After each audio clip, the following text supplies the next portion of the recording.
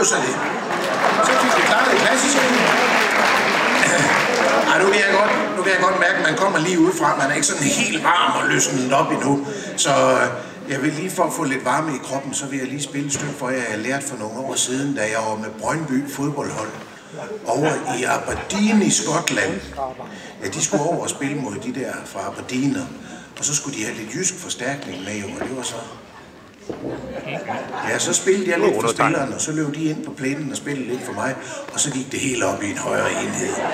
Ved I hvad, vi vandt 2-0.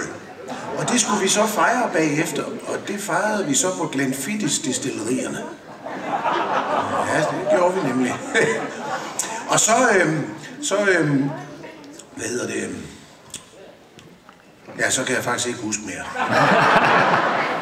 Nå, det er også lige meget. Jeg kan huske, at jeg lærte den her skotske folkemelodi, og den er god for varme i fingrene af. Den hedder... Ja, jeg mener bestemt, det var den, der hed 12 Years Old.